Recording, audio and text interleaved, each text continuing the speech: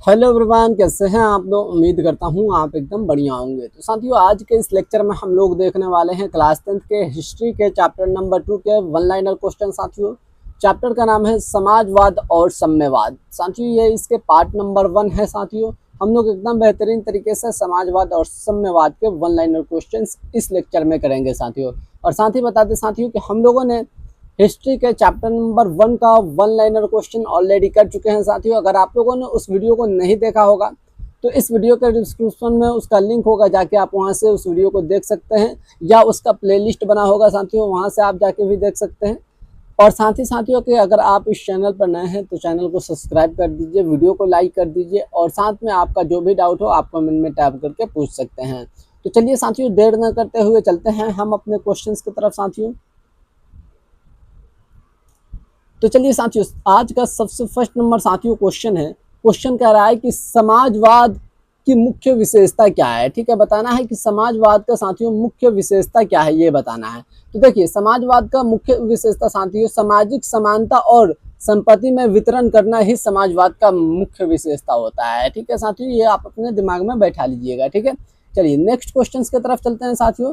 1 minute, थोड़ा सा हम कलर चेंज कर रहे। ठीक है, चलिए नेक्स्ट क्वेश्चन है साथियों, कह रहा है कि साम्यवाद की स्थापना का श्रेय किसे जाता है। ठीक है, बताना है कि साम्यवाद की स्थापना का श्रेय किसे जाता है। तो साथियों वो जाता है कार्ल मार्क्स और फ्रेडरिक एंगल्स को। ठीक है साथियों, चलिए नेक्स्ट क्वेश्चन आपका 3 नंबर है। कह रहा है क्वेश्चन की कम्युनिस्ट मैनिफेस्टो कब प्रकाशित हुआ था। तो साथियों हम आपको बता दें कि कम्युनिस्ट मैनिफेस्टो जो है वो 1848 ईस्वी में प्रकाशित हुआ था। ठीक है साथियों, ये आप अपने दिमाग में बैठा लीजिएगा। ठीक है, तो इसका करेक्ट आंसर क्या हो जाएगा, 1848 ईस्वी। चलिए नेक्स्ट क्वेश्चन है कि समाजवाद किन वर्गों के बीच समानता की बात करता है। तो साथियों समाजवाद जो होता है वो श्रमिक वर्ग और पूंजीपति वर्गों के बीच जो है वो समानता की बात करता है। ठीक है साथियों, तो ये आप अपने दिमाग में बैठा लीजिएगा। ठीक है, चलिए नेक्स्ट क्वेश्चन है साथियों 5 नंबर। कह रहा है कि समाजवादी आंदोलन का उद्देश्य क्या था। ठीक है, बताना है कि जो समाजवादी आंदोलन हुआ था साथियों उसका मुख्य उद्देश्य क्या था। तो वो उसका मुख्य उद्देश्य साथियों था कि आर्थिक विषमता को समाप्त करना। ठीक है साथियों, जो भी आर्थिक विषमताएं थी वो समाप्त करना ही समाजवाद आंदोलन का मुख्य उद्देश्य था। ठीक है साथियों, चलिए नेक्स्ट क्वेश्चन है कि मार्क्सवादी सिद्धांत का आधार क्या है। ठीक है, बताना है कि मार्क्सवादी सिद्धांत का बेस क्या था साथियों। तो वो था वर्ग संघर्ष। ठीक है साथियों, तो ये आप अपने हमेशा दिमाग में रखिएगा। क्या चीज का मार्क्सवादी सिद्धांत का आधार क्या था, वर्ग संघर्ष। ठीक है, वर्ग संघर्ष। ठीक है, चलिए नेक्स्ट क्वेश्चन की तरफ चलते हैं साथियों। तो देखिए नेक्स्ट यहाँ पे 7 नंबर क्वेश्चन पूछ रहा है साथियों कि समाजवाद किस सिद्धांत पर आधारित है। तो साथियों समाजवाद जो है वो सभी के लिए समान अवसर और संसाधनों के वितरण पर आधारित है। ठीक है साथियों, ये आप अपने दिमाग में बैठा लीजिएगा। चलिए नेक्स्ट क्वेश्चन है कि साम्यवाद किस वर्ग की अवस्था है।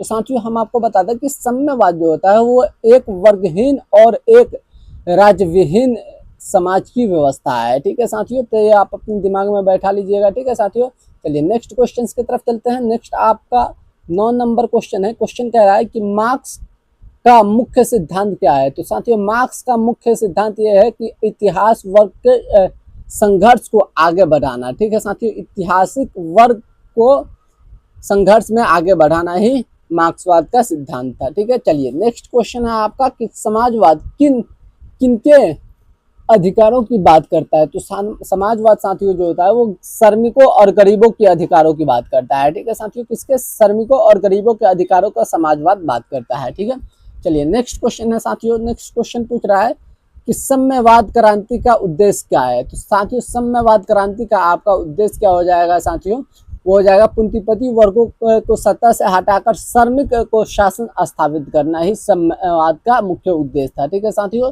चलिए नेक्स्ट क्वेश्चन है साथियों, कह रहा है कि समाजवाद की शुरुआत किस देश से मानी जाती है। तो साथियों समाजवाद की शुरुआत जो है वो फ्रांस से मानी जाती है। ठीक है साथियों, चलिए नेक्स्ट क्वेश्चन की तरफ चलते हैं साथियों। तो नेक्स्ट साथियों आपका 13 नंबर क्वेश्चन है। क्वेश्चन कह रहा है कि रूस के 1817 की क्रांति किस विचारधारा पर आधारित थी। तो साथियों देखिए, रूस के जो 1817 की क्रांति हुई थी वो साम्यवाद विचारधारा पर आधारित थी। ठीक है साथियों, किस पर, साम्यवाद विचारधारा पर। ठीक है, चलिए नेक्स्ट क्वेश्चन की तरफ चलते हैं साथियों। नेक्स्ट क्वेश्चन कह रहा है कि समाजवादी सोच का प्रभाव किस पर सबसे अधिक पड़ा। तो समाजवादी सोच का प्रभाव जो सबसे अधिक पड़ा था वो औद्योगिक मजदूरों पर पड़ा था। ठीक है साथियों, औद्योगिक मजदूरों पर जो है वो सबसे अधिक समाजवादी सोच का प्रभाव पड़ा था। ठीक है, चलिए नेक्स्ट क्वेश्चन की तरफ चलते हैं साथियों। नेक्स्ट आपका क्वेश्चन कह रहा है कि मार्क्स के अनुसार पूंजीपति वर्गों का पतन कैसे हुआ था। तो साथियों देखिए, मार्क्स के अनुसार जो पूंजीपति थे उनका पतन जो होता है वो श्रमिक क्रांति के दौरान हुआ था। ठीक है साथियों, श्रमिक क्रांति के दौरान ही मार्क्स के अनुसार पूंजीपति वर्गों का पतन हो गया था। ठीक है साथियों, चलिए नेक्स्ट क्वेश्चन है साथियों, कह रहा है कि साम्यवाद में किस चीज को समाप्त करने की बात की जाती है। तो साम्यवाद में जो चीज को समाप्त करने की बात करी जाती है वो होता है आपका निजी संपत्ति। ठीक है साथियों, तो ये आप अपने दिमाग में बैठा लीजिएगा। ठीक है, चलिए नेक्स्ट क्वेश्चन है साथियों, कह रहा है कि समाजवाद का प्रमुख विचारों को कौन शामिल है। ठीक है, बताना है कि समाजवाद में प्रमुख विचारों में कौन शामिल है। तो साथियों वो थे कार्ल मार्क्स और फ्रेडरिक एंगल। ठीक है साथियों, चलिए नेक्स्ट क्वेश्चन की तरफ चलते हैं। नेक्स्ट क्वेश्चन कह रहा है कि समाजवादी राज्य किस सिद्धांत पर चलता है। तो देखिए साथियों, समाजवादी राज्य जो है वो आपका उत्पादन के संसाधनों और राज्य स्वामित्व पर चलता है। ठीक है साथियों, क्या चीज, उत्पादन के संसाधनों और राज्य स्वामित्व पर ही आपका समाजवादी राज्य चलता है। ठीक है साथियों, चलिए नेक्स्ट क्वेश्चन की तरफ चलते हैं साथियों। नेक्स्ट देखिए आपका 19 नंबर क्वेश्चन कह रहा है कि समाजवाद किस क्रांति से जुड़ा था। तो समाजवाद साथियों जो क्रांति से जुड़ा था उस क्रांति को हम लोग औद्योगिक क्रांति कहते हैं। ठीक है साथियों, औद्योगिक क्रांति ही से ही समाजवाद जुड़ा हुआ था। ठीक है, चलिए नेक्स्ट क्वेश्चन है साथियों, कह रहा है कि दास कैपिटल पुस्तक किसने लिखी थी। ठीक है साथियों, बताना है कि जो दास कैपिटल नामक पुस्तक लिखी गई थी साथियों वो किनके द्वारा लिखी गई थी साथियों। तो वो लिखी गई थी कार्ल मार्क्स के द्वारा। ठीक है साथियों, चलिए नेक्स्ट क्वेश्चन है साथियों कि प्रोलेटिएट किसे कहा जाता है। तो साथियों देखिए, प्रोलेटिएट जो है वो मजदूर वर्गों को कहा जाता है। ठीक है साथियों, मजदूर वर्गों को ही हम लोग प्रोलेटिएट कहते हैं। ठीक है साथियों, चलिए नेक्स्ट क्वेश्चन है साथियों, कह रहा है कि समाजवाद का उद्देश्य किस प्रकार की व्यवस्था बनाता है। तो समाजवाद का उद्देश्य साथियों जो है वो समानता पर आधारित व्यवस्था बनाता है। ठीक है साथियों, किस प्रकार, समानता पर आधारित व्यवस्था ही समाजवाद का उद्देश्य का व्यवस्था है। ठीक है साथियों, चलिए नेक्स्ट क्वेश्चन है आपका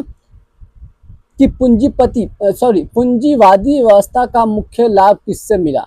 तो देखिए, पूंजीवादी व्यवस्था का सबसे जो ज्यादा लाभ मिलता है वो मिलता है आपका पूंजीपति वर्गों से। ठीक है साथियों, पूंजीपति वर्गों से ही पूंजीवादी व्यवस्था का मुख्य लाभ मिलता है। ठीक है, चलिए नेक्स्ट क्वेश्चन है साथियों आपका, कह रहा है कि साम्यवाद में राज्य की भूमिका क्या होती है। तो साम्यवाद में राज्य की भूमिका साथियों जो होती है वो होती है प्रारंभिक में सक्रिय होती है लेकिन अंत में समाप्त हो जाता है। ठीक है साथियों, यानी कि प्रारंभिक में अच्छा रहता है, ठीक है, और बाद में समाप्त हो जाता है। ये साम्यवादी राज्य की भूमिका होती है। ठीक है, चलिए नेक्स्ट क्वेश्चन की तरफ चलते हैं साथियों।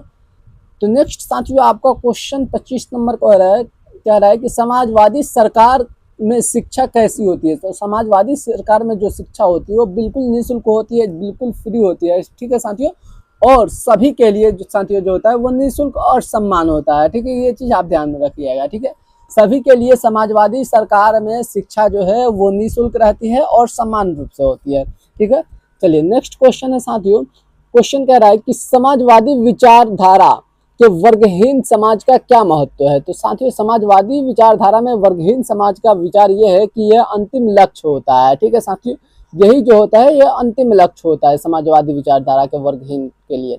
चलिए नेक्स्ट क्वेश्चन है साथियों, कह रहा है कि किस विचारधारा ने निजी संपत्ति के अनुमति नहीं मिलती है। तो देखिए, जो विचारधारा होता है साम्यवाद, उसमें निजी संपत्ति का अनुमति बिल्कुल नहीं दिया जाता है साथियों। ठीक है साथियों, तो इसका करेक्ट आंसर क्या हो जाएगा, साम्यवाद। चलिए नेक्स्ट क्वेश्चन है साथियों, कह रहा है कि कार्ल मार्क्स ने किस शोषण की जड़ कहा था। ठीक है, बताना है कि कार्ल मार्क्स जो है वो किसे शोषण का जड़ कहा था साथियों। तो वो निजी संपत्ति को शोषण के जड़ कहते थे। ठीक है साथियों, कार्ल मार्क्स।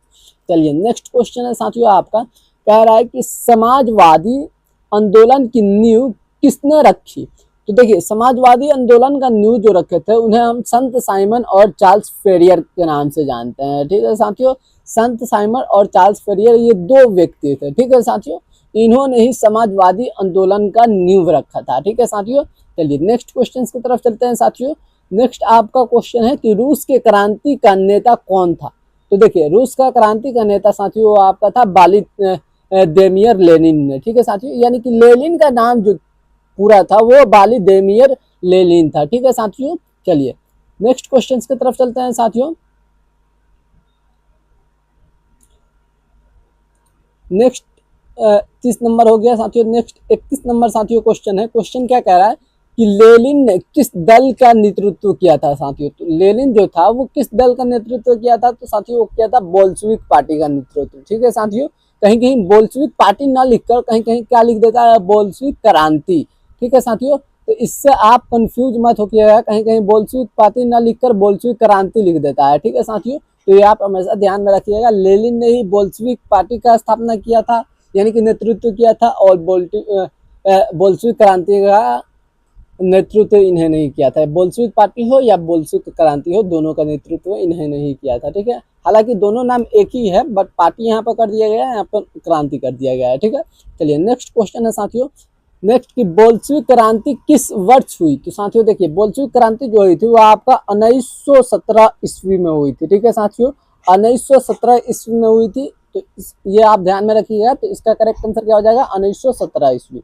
चलिए नेक्स्ट क्वेश्चन है कि समाजवाद किस प्रकार की शासन प्रणाली का समर्थन करता है। तो साथियों समाजवाद जो होता है वो आपका लोकतंत्री और नियंत्रण प्रणाली का समर्थन करता है। ठीक है साथियों, चलिए नेक्स्ट क्वेश्चन की तरफ चलते हैं साथियों। नेक्स्ट आपका क्वेश्चन कह रहा है कि क्रांति के बाद रूस का नया नाम क्या रखा गया था। यानी कि जो क्रांति हुई थी साथियों रूस में, उस क्रांति के बाद रूस का नया नाम क्या पड़ा था। ठीक है साथियों, रूस का नया नाम क्या पड़ा था, तो उस वक्त रूस का नया नाम पड़ा था USSR। ठीक है साथियों, यानी कि सोवियत संघ उस वक्त रूस का नया नाम पड़ा था। ठीक है साथियों, USSR। चलिए नेक्स्ट क्वेश्चन है साथियों, कह रहा है कि किस सिद्धांत के अनुसार श्रमिकों को शासक बनाना चाहिए। तो साथियों देखिए, जो आपका मार्क्सवादी सिद्धांत है उसके अनुसार कहा जाता है कि श्रमिकों को, यानी कि जो श्रमिक मजदूर होते हैं उनको शासन बनाना चाहिए, यानी कि उन्हें शासक बनाना चाहिए, शासन करने वाला बनाना चाहिए। ठीक है साथियों, चलिए नेक्स्ट क्वेश्चन है आपका 36 नंबर की समाजवाद का मुख्य ध्यान किस पर होता है। तो समाजवाद का जो मुख्य ध्यान होता है साथियों, जो ज्यादातर ध्यान होता है वो जन कल्याण और संसाधनों के न्याय संगत के वितरण में होता है। ठीक है साथियों, संसाधनों के कल्याण और न्याय संगत पर होता है। ठीक है साथियों, चलिए नेक्स्ट क्वेश्चन की तरफ चलते हैं साथियों। देखिए नेक्स्ट आपका 37 नंबर साथियों क्वेश्चन है, कह रहा है कि पूंजीवादी में श्रमिकों की स्थिति कैसी होती है। तो पूंजीवादी में श्रमिकों की जो स्थिति होती है साथियों वो शोषण और कमजोर की होती है। ठीक है, चलिए नेक्स्ट क्वेश्चन की तरफ चलेंगे साथियों। कह रहा है क्वेश्चन कि कम्युनिस्ट मैनिफेस्टो का मूल भाषा क्या थी। तो साथियों कम्युनिस्ट मैनिफेस्टो का मूल भाषा जो थी वो थी आपका जर्मन। ठीक है साथियों, जर्मन भाषा थी। ठीक है, तो इसका करेक्ट आंसर क्या हो जाएगा, जर्मन। चलिए नेक्स्ट क्वेश्चन की तरफ चलते हैं। नेक्स्ट क्वेश्चन आपका कह रहा है कि समाजवादी शासन में स्वास्थ्य सेवाएं कैसी होती है। तो स्वास्थ्य सेवाएं जो होती है वो बिल्कुल मुफ्त होती है साथियों, यानी कि निःशुल्क होती है और सभी के लिए उपलब्ध होती है। यह नहीं कि जो अमीर है उन्हीं के लिए, नहीं, बिल्कुल नहीं। जिनके पास संपत्ति है उनके लिए ही नहीं, बल्कि सभी को लिए समाजवादी शासन में जो है वो स्वास्थ्य जो है वो निःशुल्क होता है। ठीक है साथियों, स्वास्थ्य सेवा यानी कि हॉस्पिटल वगैरह है वो सभी समाजवादी शासन में निःशुल्क होता है, यानी कि फ्री होता है। ठीक है साथियों, बिल्कुल फ्री होता है। ठीक है, चलिए नेक्स्ट क्वेश्चन की तरफ चलते हैं साथियों। नेक्स्ट आपका क्वेश्चन कह रहा है कि साम्यवाद के अंतर्गत मुनाफे का वितरण कैसे होता है। ठीक है, यानी कि साम्यवाद में जो मुनाफा होता था साथियों, साम्यवाद में जो मुनाफा होता था उसका वितरण जो है उसे कैसे बांटा जाता था। तो उसको बांटने के लिए हम लोग किसमें बांटते थे, तो सभी को समान रूप से बांटते थे। ठीक है साथियों, जो भी वर्ग थे उस सभी वर्गों में समान रूप से जो साम्यवादी के अंतर्गत मुनाफे होते थे उसे सभी के में समान रूप से बांटा जाता था। ठीक है साथियों, चलिए नेक्स्ट क्वेश्चन है आपका कि सोवियत संघ में योजनाओं का मुख्य उद्देश्य क्या था। तो सोवियत संघ में योजनाओं का मुख्य उद्देश्य औद्योगिक और कृषि के विकास था। ठीक है साथियों, क्या चीज, औद्योगिक और कृषि के विकास से ही सोवियत संघ का मुख्य उद्देश्य था। ठीक है, चलिए नेक्स्ट क्वेश्चन है आपका कि समाजवादी सरकार में किस प्रकार का समाज होता है। तो समाजवादी सरकार में जो समाज होता है उसे हम लोग समानता और समरसता पर आधारित होता है। ठीक है साथियों, क्या कहते हैं, समानता और समरसता पर आधारित सरकार होता है साम्यवादी में। ठीक है, चलिए नेक्स्ट क्वेश्चन है साथियों। नेक्स्ट आपका 43 नंबर साथियों क्वेश्चन है, कह रहा है कि साम्यवाद का अंतिम लक्ष्य क्या होता है। तो देखिए, साम्यवाद का अंतिम लक्ष्य ही होता है राज्य और वर्ग का लोप। ठीक है साथियों, तो इसका करेक्ट आंसर क्या हो जाएगा, राज्य और वर्ग का लोप ही साम्यवाद का अंतिम लक्ष्य होता है। ठीक है, चलिए नेक्स्ट क्वेश्चन है कि प्रथम विश्व युद्ध के बाद किस देश में समाजवाद की स्थापना हुई थी। ठीक है साथियों, यानी कि जो फर्स्ट वर्ल्ड वार हुआ था